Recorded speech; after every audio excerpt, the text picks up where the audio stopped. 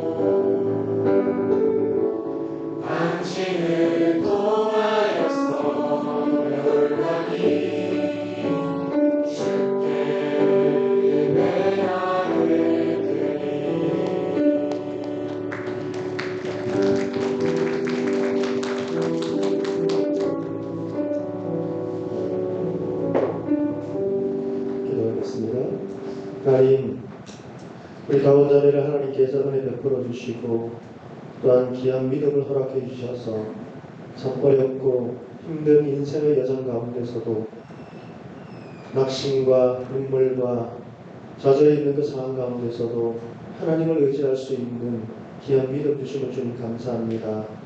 사랑하는 귀한 딸이 또 그 어려운 그 터널의 때에 믿음의 공동체를 통하여 힘을 얻고 또 하나님 주시는 그 말씀을 통하여서 견디고 또 성장하였던 이 믿음의 고백을 주께서 기억하여 주시고 이제 또 새로운 진로 그동안 준비했던 것들 하나님의 그 손과 하나님의 인도하심에 또 붙들림을 받아 귀하게 쓰임받을 수 있는 새로운 또 귀한 곳으로 하나님께서 진로를 열어주시고 인도해 주시기를 주님 원합니다. 어느 곳에 가든지 하나님과 함께 동행하며 또 믿음의 공동체를 생각하며 기도하며 또 아름다운 소식이 오고 갈 수 있도록 또 믿음의 진보와 또 하나님의 축복된 소식들이 많이 들려올 수 있도록 하나님께서 힘주시고 은혜 베풀어 주시옵소서. 또 이를 위해서 기도하는 우리 믿음의 귀한 지체들도 있습니다. 하나님 때로는 졸업이 늦어지고 연구가 막히는 것도 있지만 하나님 우리 이 귀한 우리 지체들의 믿음의 이 모습과 또 고백을 통하여서 서로 힘을 얻고 소망의 그 주님을 바라보며 새로운 이 편에 또 새로운 이 학기에 또다시 하나님 주시는 힘으로 또 믿음으로 달려갈 수 있도록 하나님 함께하여 주시옵소서. 감사드리고 또 축복하며 그 모든 기도 예수 그리스도 이름으로 기도드립니다.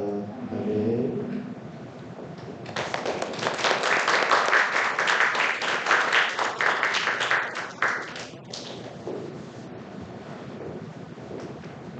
함께 일어서신 자리에서 같이 한번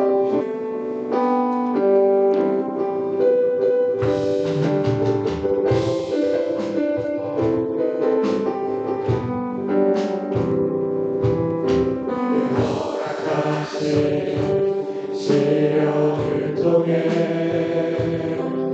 나의 믿음 더욱 강하게 자라나고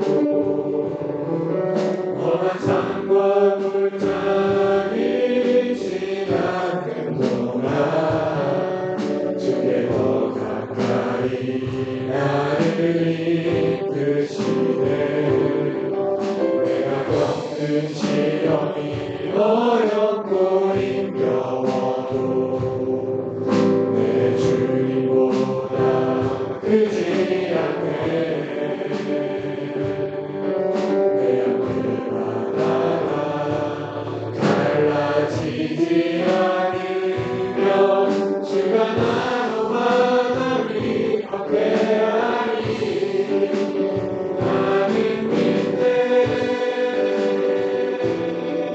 주의 능력으로 내 삶 새롭게 되리. 나는 믿네. 주의 능력으로 담대히 나가리라. 주와 함께 싸워 승리하리라. 날마다 믿음으로 나 살아가리.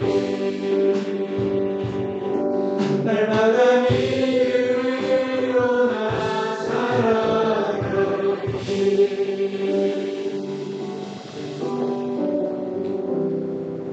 지금은 우리 주 예수 그리스도의 크신 은혜와 하나님 아버지의 측량할 수 없는 크고 깊고 넓으신 사랑하심과 성령 하나님의 감화, 감동, 인도 충만하신 귀한 은혜가 세상의 시각으로 바라보면 그것이 낭비이고 허비로 보인다 할지라도 우리가 주님을 향해서 드린 그 시간과 물질과 눈물과 때로는 하나님을 향한 그 간절한 그 절규의 기도 가운데서도 하나님께서 우리를 믿음으로 바라보시고 그 모든 시간과 주님께 드린 모든 것들을 헌신으로 여겨주시고 우리를 붙잡아 주시고 우리가 알지 못하는 새로운 길 미리 예비하신 그 길로 인도하시는 그 하나님의 은혜와 사랑이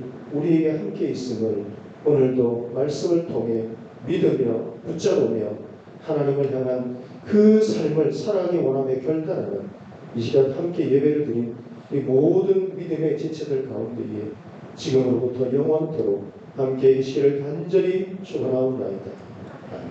아멘.